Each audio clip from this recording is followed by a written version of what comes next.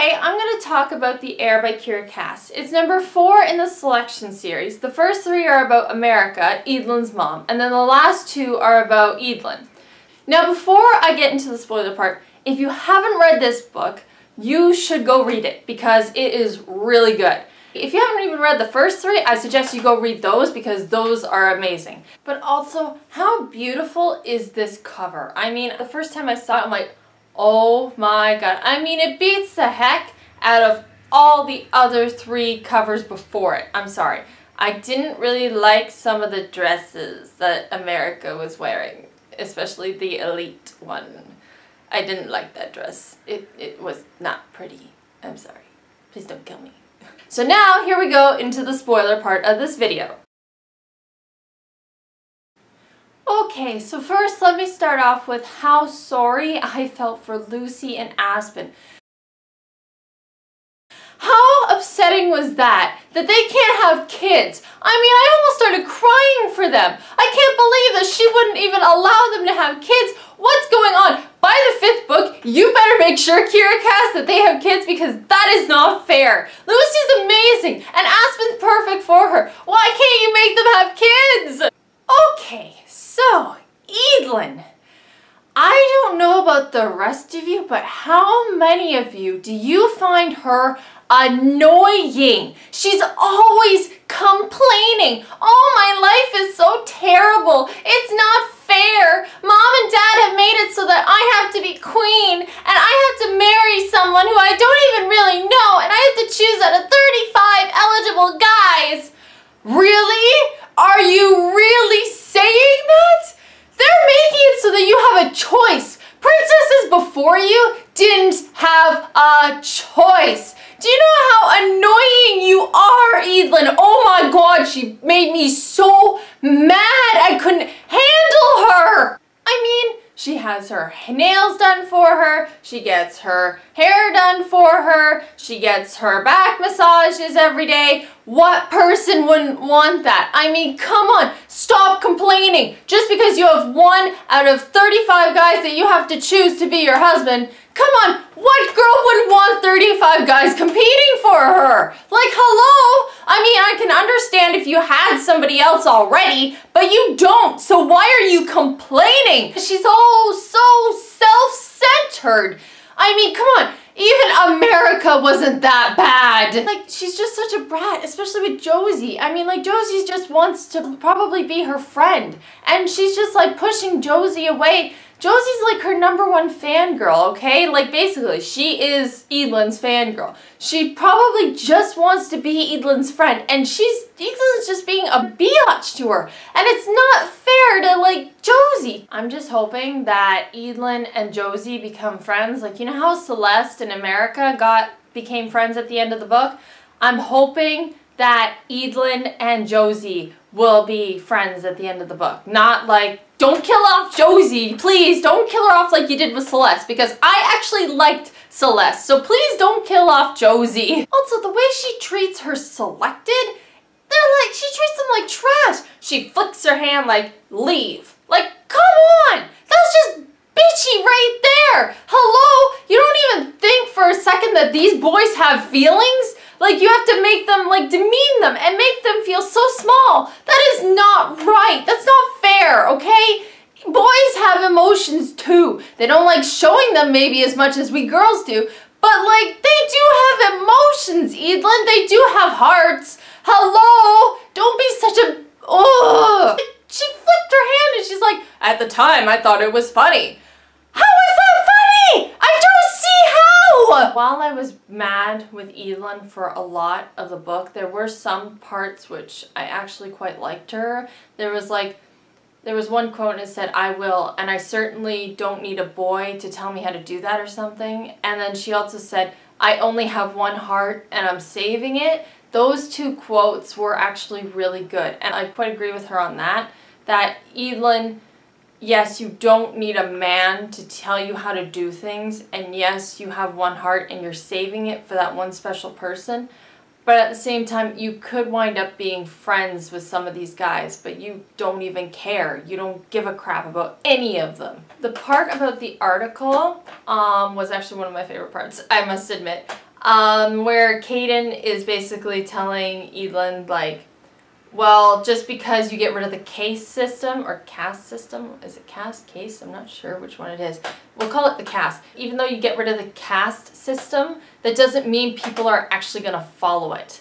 And, like, Caden, who is 14 years old, is smarter than Evelyn could ever possibly be. I mean, he would make such a better king than she would queen, hands down. I love the scene where they did the group activity, you know, the one where they're cooking. There was one part with Evelyn, and she says that she looked at the dials and all the buttons on the stove, and it looked like that it was going to launch a satellite. I laughed so hard. I was sitting there laughing, and I'm thinking, God, that's so much like me. Like, I can't cook at all. So it's hilarious, and I'm sitting there laughing my head off because she's trying to figure out how to work this stove, and I'm just like dying.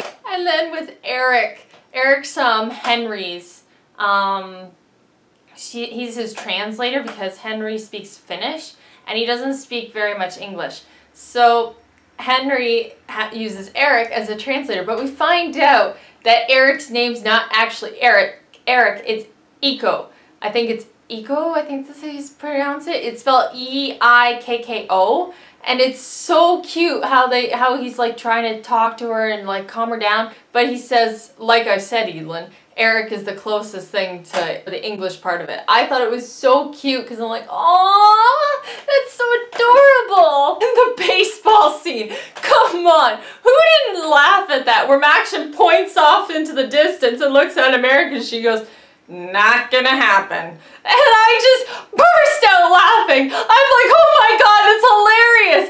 And he strikes out all 3 times. Oh my God, I died of laughter. I just burst out laughing. I also love the part where Evelyn goes and she's like telling Gavril about all the selected and all the special talents that they can do. And I think that's so great because she's basically accepting these guys into her life, and it's really good. I actually love that part. And like the part about America and Maxion's bedroom at the end, I was like, oh, they have like pictures of them on the wall. I'm like, oh my God, it's so cute. Like, oh my God, like I love them. I loved America and Maxion. They were like amazing.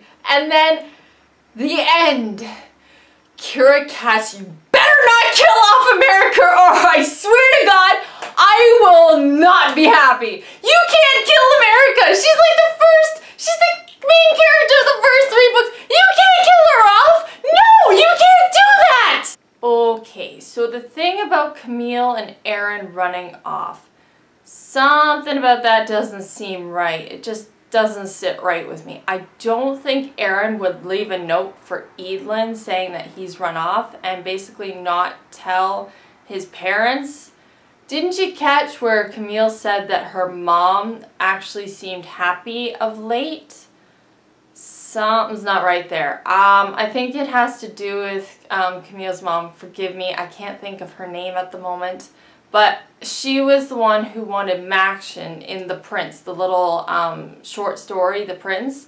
She wanted Maxion, and I think that she has a grudge against Maxion, and I'm wondering if this is her way in retaliation towards Maxion. Oh, I'm going to take his son away because he's made my life miserable for the past so many years because I have to be with someone who I don't love. Something isn't right there. I'm sorry. Something is wrong, like totally wrong there. If I had to choose between who's going to win this election, I think it'll be Kyle, Henry, or Eric. I'm kind of hoping for one of those 3. I don't care which one she winds up with in the end.